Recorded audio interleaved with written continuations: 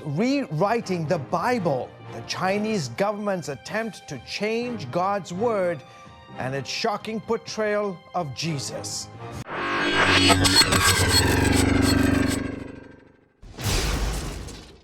Thumbnail చూడంగానే మీరు ఆశ్చర్యపోయారు కదా? అవును, ఇప్పుడు నేను చెప్పబోయే వార్త విన్న తర్వాత మీరు నిజంగా ఆశ్చర్యపోతారు. Rewriting the Bible, the Chinese government's attempt to change God's word and its shocking portrayal of Jesus. Project to rewrite the Bible, a version which will then be forced on Chinese Christians. One of the changes in this new Bible turns Jesus into a murderer. Jesus into a murderer. బైబిల్లో ఉన్న వచనాన్ని మార్చారు. ఎలాంటి సాహసం చేశారంటే వీళ్ళు ఆ దేశంలో సోషలిజానికి సంబంధించిన సిద్ధాంతాన్ని ఫాలో అవుతూ దేశానికి దేశ గౌరవాన్ని కాపాడుకోవడానికి బైబిల్లో ఉన్న వచనాన్ని కూడా మార్చారు.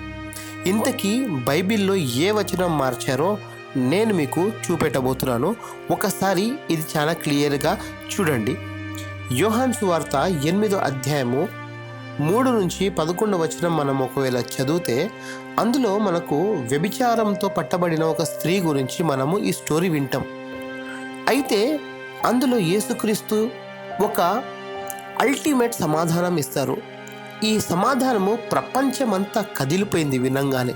కానీ ఆ సమాధానాన్ని ఇప్పుడు ఎలా మార్చేశారు అని అంటే మీరు ఊహించలేరు. అక్కడ ఏమన్నారంటే యేసుక్రీస్తు ఆయన తల ఎత్తి చూచి మీలో పాపము లేనివాడు మొట్టమొదట ఆమె మీద రాయి వేయవచ్చని వారితో చెప్పారు. కానీ ఇక్కడ ఘోరమైన మార్పు ఏంటిదంటే యేసుక్రీస్తే మొదట రాయి తీసుకొని ఆ వ్యభిచారం చేసిన స్త్రీని చంపేశాడంట. తర్వాత యేసుక్రీస్తు చెప్పిన మాట ఏంటిదంటే నేను కూడా పాపిని అని అందులో రాయబోతున్నారు. ఎంత అబద్ధమో మీరు ఒకసారి ఈ వీడియో వినండి. ఇది CBN నుంచి నేను తీసిన వీడియో, ఇంగ్లీష్లో ఉన్న వీడియో. దీన్ని నేను ట్రాన్స్లేషన్ చేసి తెలుగులో చెప్తున్నాను. ఇలాంటి ఘోరమైన పాపము రోజు రోజుకి దేశంలో ఎంత పెరిగిపోతుందో మనకందరికీ తెలుసు. ఫ్రెండ్స్, చైనా దేశము ఇప్పటికే క్రైస్తవులను ఎంతో టార్చర్ చేశారు. మనకు చైనా నుండి సరి అయిన ఇన్ఫర్మేషన్స్ రావు, కానీ చైనాలో ముస్లిమ్స్ని క్రిస్టియన్స్ని చాలా దారుణంగా అక్కడ పాస్టర్లను అదేవిధంగా ఎవరైతే ఇవాంజలిస్ట్స్ ఉంటారో వాళ్ళందరినీ దారుణంగా జైల్లో వేసి వాళ్ళను టార్చర్ చేస్తున్నారు. అధికారానికి లోపడి బైబిల్ ఉండాలి, కానీ అధికారం కన్నా గొప్పది బైబిల్ ఉండొద్దు అని వాళ్ళు ఒక శాసనం చేశారు. ఆ శాసనం పేరు ఏంటిదంటే నేను మీకు చెప్తాను. ఆ శాసనం పేరు షీనీసిజేషన్.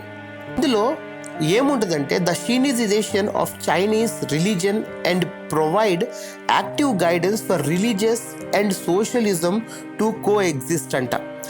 దేశంలో ఉన్న సిద్ధాంతాన్ని పట్టే రిలీజన్ ఫాలో కావాలి, కానీ రిలీజన్ని పట్టి ఎవరికి వాళ్ళు ఫాలో కావద్దు అని వాళ్ళు ఎంత ఖచ్చితంగా చైనాలో ఒక రూల్ పాస్ చేస్తున్నారు. బైబిల్కే వ్యతిరేకమైన పని అపవాది ఏ విధంగా చైనా దేశం నుండి ఇలాంటి పిచ్చి పిచ్చి పనులు చేపిస్తున్నాడో. ఒకసారి చైనాలో దారుణమైన కరోనా వ్యాధి వచ్చింది. ఇలాంటి వ్యర్థమైన పనులు చేస్తూ దేవునికి వ్యతిరేకమైన పనులు చేస్తూ ఇంకా దేవుని ఉగ్రత ఎంత చూడబోతుందో దేవునికి మాత్రమే తెలుసు. సో మీరేమంటారో కామెంట్స్ ద్వారా మాకు తెలియజేయండి. So God bless you all. Have a great day.